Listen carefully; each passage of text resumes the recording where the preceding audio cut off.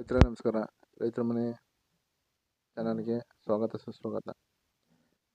ನಿಮ್ಮೆಲ್ರಿಗೂ ಈ ರೈತರು 3 ತಿಂಗಳಿಂದ ಜನವರಿಯಿಂದ ಫೆಬ್ರವರಿ ಯಾವಾಗ ಆಯಿತು ಕಣ ಮಾಡಿದ್ರು, ರಾಗಿ ಕಣ ಭತ್ತ ಕಣ ಎಲ್ಲ ಮುಗಿಸಿದ್ರು. ಆ ಮುಗಿಸಿದ ಮೇಲೆ ತುಂಬ ರೆಸ್ಟಲ್ಲಿ ಇದ್ದರು. ಅಂದರೆ ಊರ ಹಬ್ಬಗಳು ಸ್ಟಾರ್ಟ್ ಆಗ್ತದೆ. ಮಾರಿ ಹಬ್ಬ, ಮಾಯಮ್ಮನ ಹಬ್ಬ, ಪಡ್ಲಮ್ಮನ ಹಬ್ಬ, ಸುಮಾರು ಹಬ್ಬಗಳು ಆ ಗ್ರಾಮಗಳಲ್ಲಿ ಇರ್ತಕ್ಕಂಥ ಹಬ್ಬಗಳು ಸ್ಟಾರ್ಟ್ ಆಗಿ ನಂತರ ಅವರು ಮತ್ತೆ ಹಿಂಗಾರು ಹೊಡಿತು ಮಳೆ, ಮತ್ತೆ ಅವರು ಶುರುವಾದರು. ಭೂಮಿನ ಬಗಿಬೇಕು ಅಂದರೆ ಉಳಬೇಕು. ಆ ಹೂಡೋ ಮುಖಾಂತರ ಮತ್ತೆ ಅವರು ರೈತರು ಉಚಿತವಾಗಿ ನಮಗೆ ಸಿಗೋದಿಲ್ಲ. ಯಾಕೆ ಅಂತ ಅಂದರೆ ಇನ್ನು ಉತ್ತಬೇಕು, ಬಿತ್ತಬೇಕು ಅನ್ನೋ ಮೂಮೆಂಟಲ್ಲಿ ತುಂಡು ಭೂಮಿಗಳು, ದೊಡ್ಡ ಹಿಡುವಳಿದಾರರು, ತುಂಡು ಹಿಡುವಳಿದಾರರು ಈ ಥರವಾಗಿ ಅಲ್ಲಿ ಇಲ್ಲಿ ತುಂಡ ಭೂಮಿಗಳ್ನ ಆ ಭೂಮಿಗಳ್ನ ಬಿಟ್ಟಿರ್ತಕ್ಕಂಥವ್ರು ಈ ಪ್ರತಿಯೊಬ್ಬರು ರೈತ ಅದನ್ನ ಉಳುಮೆ ಮಾಡಿ ಆದರೆ ಬಿತ್ತೇ ಹೋದ್ರೂ ಚಿಂತೆ ಇಲ್ಲ, ಉಳುಮೆ ಉಳಿಸ್ಬೇಕು ಅನ್ನೋ ಒಬ್ಬ ರೈತ. ಅದಕ್ಕೆ ರೈತನ್ನ ನಾವು ದೇವ್ರನ್ನ ಎಲ್ಲೂ ನೋಡಿಲ್ಲ. ಆ ರೈತನೇ ದೇವರು. ಯಾಕಂದರೆ ಅನ್ನದಾತ. ಉಳುಮೆ ಮಾಡಿ ಬೀಜ ಬಿತ್ಬಿಟ್ಟು ಅವನು ಅಲ್ಲಿ ಬೆಳೆ ಬೆಳೀತದೆ. ಬೆಳೆ ಯಾವತ್ತೂ ಲಾಸ್ ಆಗಲ್ಲ. 100ರಲ್ಲಿ 50ರಷ್ಟು ಬಂದೇ ಬರ್ತದೆ. ಬೆಳೆ ಅಂತೂ ಬರ್ತದಲ್ಲ. ಹಂಗಾಗಿ ಉಳ್ತಾನೆ ಭೂಮಿ ನಂಬ್ಕೊಂಡು. ರೈತನೇ ದೇವರು. ಆ ದೇವ್ರನ್ನ ನಮಗೆಲ್ಲೋ ಕಾಣಕ್ಕೆ ಸಿಕ್ಕಿಲ್ಲ ಅಂದರೆ ಆ ರೈತರಿಗೆ. ರೈತರೇ, ಈ ಒಂದು 3 ಕುಂಟೆ ಜಮೀನಲ್ಲಿ ನೋಡಿ ರೈತರು ಅವರು ಕಾಳನ್ನ ಬಿತ್ತನೆ ಮಾಡೋದಕ್ಕೆ ಅವರು ಟ್ರ್ಯಾಕ್ಟರ್ ತಗೊಂಬಂದು ಉಳಿಸ್ಕೊಂಡು ಈ ಒಂದು ಮುಂಗಾರು, ಈ ಮುಂಗಾರು ಟೈಮ್ನಲ್ಲಿ ಯಾವ ಥರ ರೈತರು ಬಿಸಿ ಇರ್ತಾರೆ, ತುಂಬ ಬಿಸಿ, ತುಂಬ ಅಂದರೆ ತುಂಬ ಬಿಸಿ. ಅವರು ಸಿಗೋದಿಲ್ಲ, ತುಂಬ ಇದರಲ್ಲಿರ್ತಾರೆ, ಬಿಸಿ ಇರ್ತಾರೆ. ಅನ್ನೋ ಮುಖಾಂತರ ಮುಂಗಾರು ಮಳೆ ಬೀಳ್ತಾ ಇದೆ, ಅದೊಂದು ಕಾಳು ಬಿತ್ತಬೇಕು ನೋಡಿ. ಅಲ್ಲಿ ರೈತರು ಕಾಳನ್ನ ಬಿತ್ತೋದಕ್ಕೆ ಎಲ್ಲ ರೆಡಿಯಾಗಿ ಇಟ್ಕೊಂಡಿದ್ದಾರೆ. ಟ್ರ್ಯಾಕ್ಟ್ರು ಓಡ್ತಾ ಇದೆ. ಅದು ತಕ್ಲು ಭೂಮಿ. ಆ ತಕ್ಲು ಭೂಮಿನ ಟ್ರ್ಯಾಕ್ಟ್ರು ಓಡಿಸೋದಕ್ಕೆ ಎಲ್ಲ ಇದು ಮಾಡ್ತಾ ಇದ್ದಾರೆ. ಅಲ್ಲಿ ಅಕ್ಕಪಕ್ಕದಲ್ಲಿ ಸಣ್ಣ ಸಣ್ಣ ಪಿಡ್ಡೆ ಹುಡುಗರುಗಳು ಬಂದು ಕೂತ್ಕೊಂಡು, ಒಂದು ಪಾಯ ಇದೆ ಅಲ್ಲಿ ನೋಡ್ತಾ ಇದ್ದಾರೆ. ಅಲ್ಲಿ ಎಲ್ಲ ಕೂತ್ಕೊಂಡು ಮಾಡ್ತಾ ಇದ್ದಾರೆ ನೋಡಿ. ಸುತ್ತಮುತ್ತ ಎಲ್ಲ ಬಿತ್ಬಿಟ್ಟಿದ್ದಾರೆ. ಅದೊಂದು ಗ್ರಾಮ. ಈ ಗ್ರಾಮದಲ್ಲಿ ಉಳೋದಕ್ಕೆ ರೈತರು ಎಲ್ಲ ತಕ್ಲು ಬಿದ್ದಿರೋ ಭೂಮಿನ ಉಳಿಸೋದಕ್ಕೆ ಪ್ರಯತ್ನ ಪಡ್ತಾ ಇದ್ದಾರೆ, ಉಳಿಸ್ತಾ ಇದ್ದಾರೆ. ಅದೊಂದು ಇದು ಬಿತ್ತಬೇಕು, ರೈತ ಬಿತ್ತಬೇಕು. ರೈತನ ಜೀವನ ಒಳ್ಳೇದಾಗಬೇಕು. ರೈತನೇ ದೇವರು.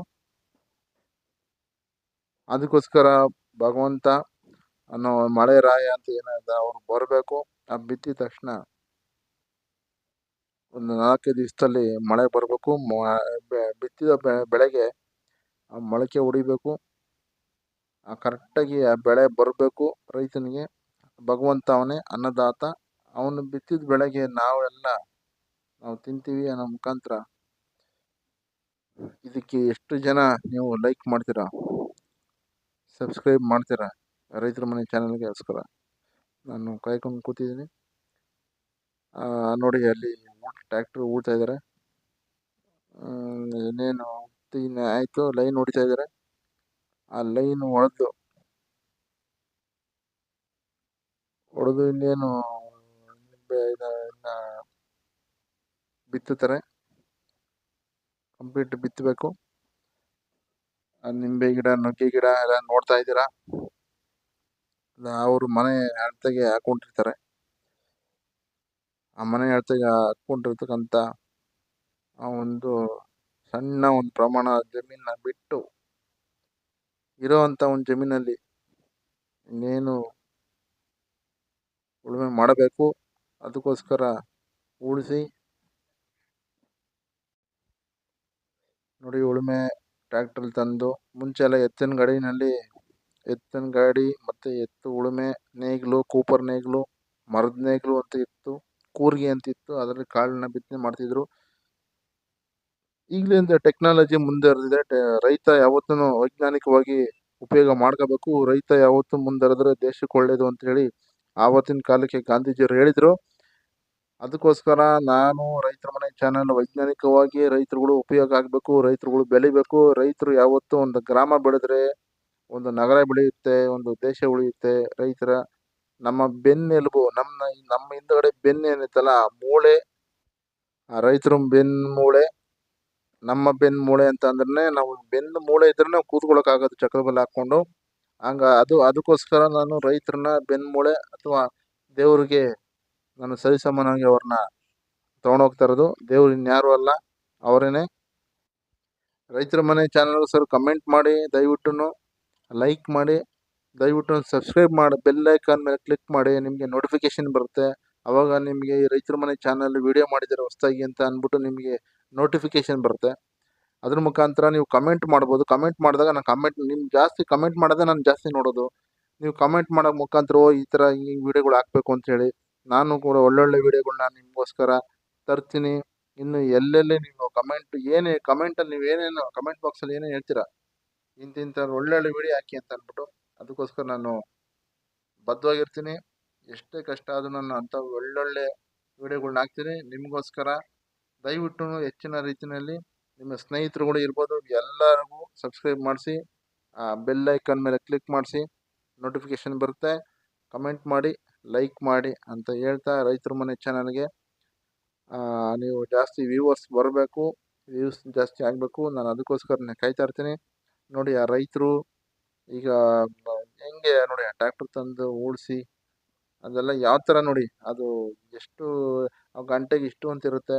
ಆ ತುಂಡು ಭೂಮಿಗಳು, ಆಮೇಲೆ ದೊಡ್ಡ ದೊಡ್ಡ ಹಿಡುವಳಿದಾರರು, ಅಂದರೆ ದೊಡ್ಡ ದೊಡ್ಡ ಎಕರೆಗಟ್ಟಲೆ ಇರೋರು, ಆ ಕಾಳು ಹೆಚ್ಚು ಅಂತ ನೋಡಿ. ಅದು ಹೆಂಗೆ ನೋಡಿ ರೈತರು ಕಾಳು ಯಾವ ಥರ ನೋಡಿ ಈ ಥರ ಎಷ್ಟು ಚೆನ್ನಾಗಿ ಕಾಳನ್ನ ಈ ಥರ ಎಲ್ಲ ಮಿಕ್ಸ್ ಮಾಡಿಕೊಂಡು ಆ ಬೀಜ ಬಿತ್ತನೆ ಕಾರ್ಯಕ್ರಮ, ಆ ಬೀಜ ಬಿತ್ತನೆ ಮಾಡೋದು ನೋಡಿ. ಎಲ್ಲ ಉತ್ತ ಆದಮೇಲೆ ಇದಾದಮೇಲೆ ಮತ್ತೆ ಅವರು ಟ್ರ್ಯಾಕ್ಟ್ರಲ್ಲಿ ಉಳ್ಸೋ ಮಲ್ಚಿಂಗ್ ಅಂತ ಕರಿತಾರೆ, ಅದನ್ನ ಮಾಡಿಸ್ತಾರೆ.